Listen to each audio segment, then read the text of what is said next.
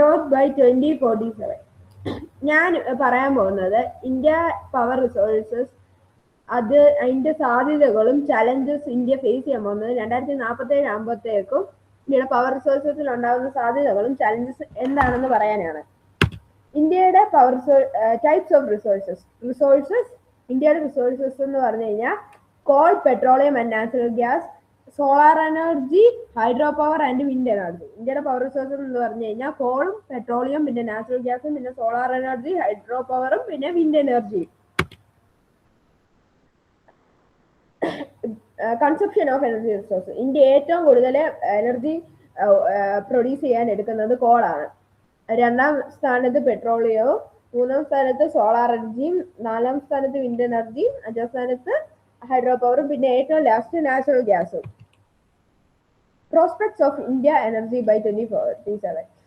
ഇന്ത്യയുടെ എനർജി ഉണ്ടാകുന്ന സാധ്യതകൾ 2047 ആകുമ്പോഴത്തേക്കും ഇന്ത്യയുടെ എനർജിയിൽ ഉണ്ടാകുന്ന സാധ്യതകൾ എന്താണെന്നാണ് ഞാൻ പറയാൻ പോകുന്നത്.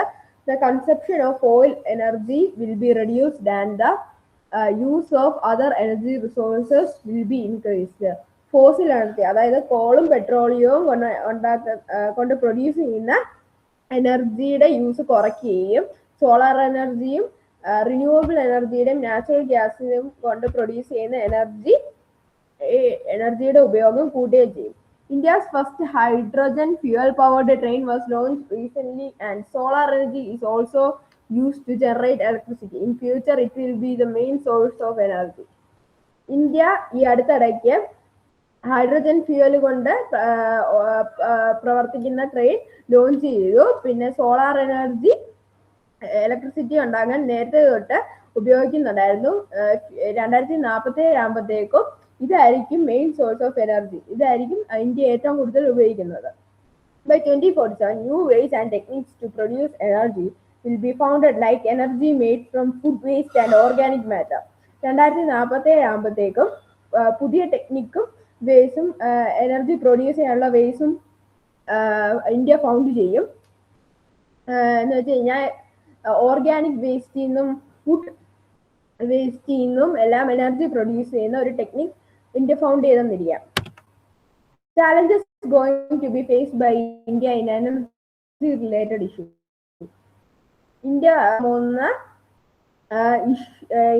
ഇന്ത്യ ഫേസ് ചെയ്യാൻ പോകുന്ന എനർജിയുമായി ബന്ധപ്പെട്ടിരിക്കുന്ന ഇഷ്യൂസ് ഇതാണ്. The water population in India will create a difficulty in generating hydro power.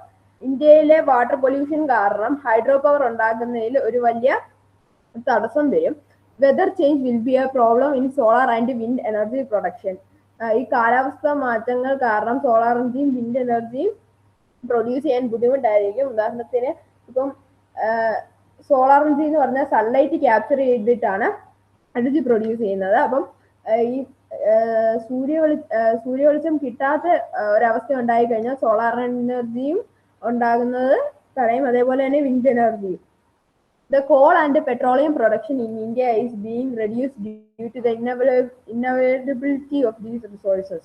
കോളും പെട്രോളിയം ഇന്ത്യയിൽ പ്രൊഡ്യൂസ് ചെയ്യുന്നത് കുറഞ്ഞുകൊണ്ടിരിക്കുകയാണ്. കാരണം കോളും പെട്രോളിയം കിട്ടാനില്ല. Currently, India is buying crude oil from other countries. India faced a huge issue in this during the war between Iran and America when Iran closed the Strait of Hormuz. India ഇപ്പോൾ current ആയിട്ട് crude oil വേറെ രാജ്യങ്ങളിൽ നിന്നാണ് വാങ്ങിക്കുന്നത്. India ഇതിലൊരു വലിയ പ്രശ്നം നേരിട്ടു.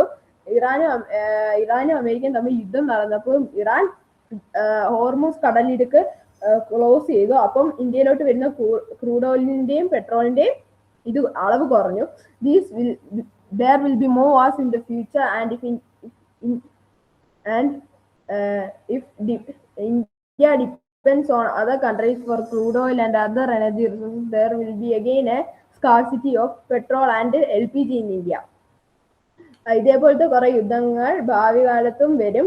അതുകൊണ്ട് ഇന്ത്യ വേറെ കൺട്രീസിൽ നിന്ന് ക്രൂഡ് ഓയിലും എനർജി റിസോഴ്സും ആശ്രയിച്ച് നിന്ന് കഴിഞ്ഞാൽ ഇന്ത്യയിൽ പിന്നെയും ഒരു പെട്രോളും LPGയുടെയും ക്ഷാമം വരും. By 2047, the price of crude oil and other energy resources will be at its peak. അതുപോലെ തന്നെ ഈ ക്രൂഡ് ഓയിലിന്റെയും ഇന്ത്യ വേറെ രാജ്യങ്ങളിൽ നിന്ന് ക്രൂഡ് ഓയിലും എനർജി റിസോഴ്സസും വാങ്ങുമ്പോൾ അതിന്റെ പ്രൈസും increase ആയിക്കൊണ്ടിരിക്കും. That's the end of the presentation. Thank you.